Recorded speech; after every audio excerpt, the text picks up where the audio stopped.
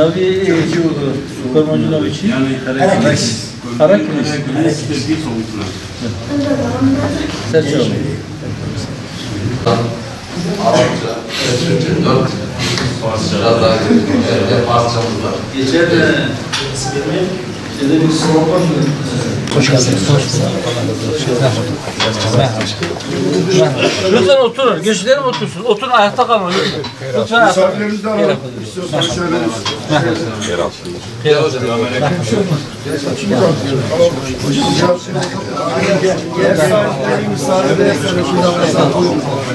Kardeşlerim, malumunuzdur, bu önümüzdeki pazar günü sandık kurulacak.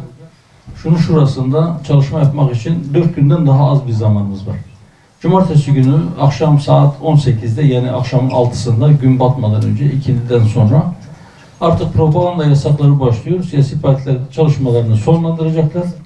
Herkes çekilecek, kafasını dinleyecek, vicdanını dinleyecek. Ertesi gün sabahleyin sandığa gidecek. Önümüzde 2 ayrı pusul olacak, 2 oy kullanacak. 2 sandıktan maksat o. Bir tanesi parlamentoda, mecliste görev yapacak 600 tane milletvekili seçimi için her bir şehrin kendi payına düşen milletvekillerini göndermesi için yapacağı bir seçim. Bir tanesi de memleketi önümüzdeki 5 yıl boyunca idare edecek Cumhurbaşkanlığını seçeceğiz. Çok sayıda parti var seçimlere katılan. 2 tane de büyük ittifak var. Her birisinde 6-7 tane partinin olduğu ittifaklar var. Ve bu her iki ittifakın birer Cumhurbaşkanı adayı var. Bu Cumhurbaşkanı adayları oyların büyük bir kısmını alacak ikisi. Hüdapar olarak Cumhurbaşkanlığı seçiminde mevcut Cumhurbaşkanımız Recep Tayyip Erdoğan'ı şartsız bir şekilde destekleme kararı aldı. Ama daha önemlisi, yani bu parlamento seçimlerinde belki daha önemlisi Cumhurbaşkanlığı seçimidir. Niye daha önemlisi? Dediğim gibi 2 zihniyet yarışacak. Bu zihniyetlerden bir tanesi CHP zihniyeti ki bu CHP zihniyeti memleketin yaşadığı en ağır travmaların, en ciddi sorunların altında imzası olan bir zihniyettir. Yani o sorunların sebebi olan bir partidir. Nedir bizim sorunlarımız? O tek parti döneminde Alevi'ye dediler ki sen Alevisin, Müslüman değilsin, bilmem ne değilsin, vurdular tepesine.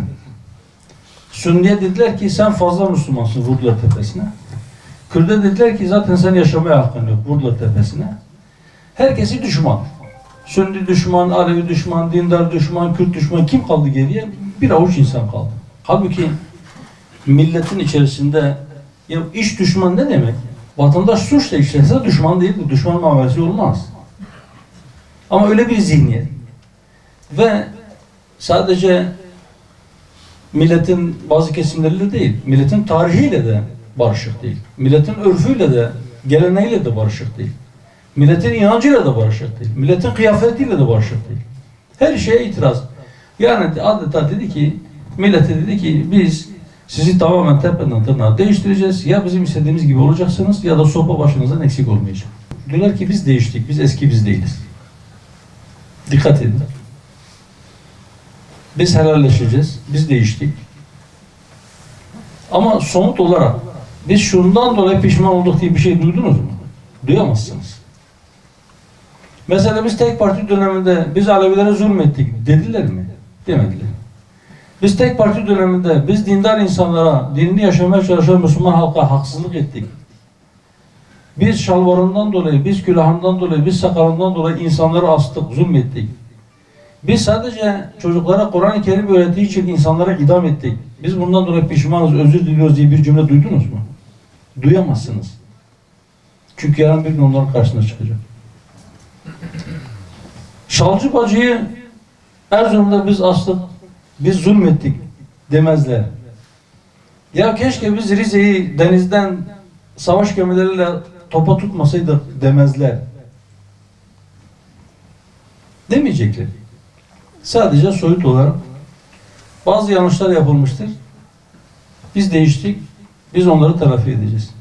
Bizim artık işte milletin örtüsüyle, milletin inancıyla, şununla bununla bizim kavgamız yok. Bunu söylüyorlar. Kim söylüyor? Adayları söylüyor. Olabilir.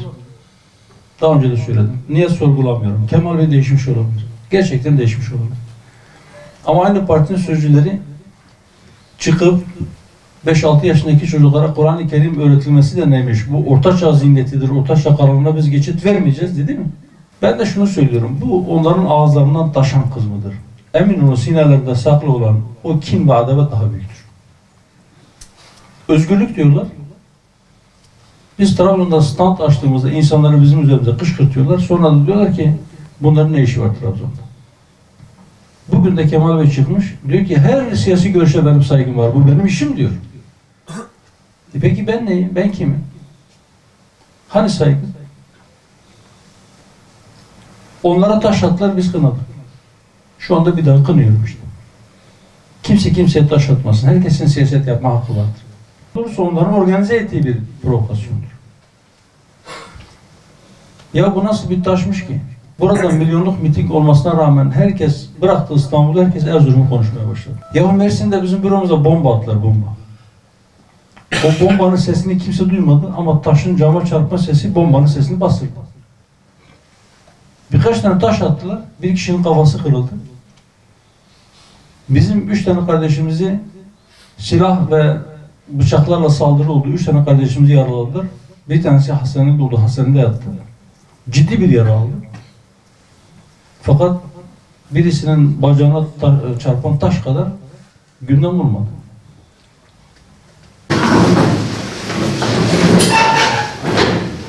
Peki ben...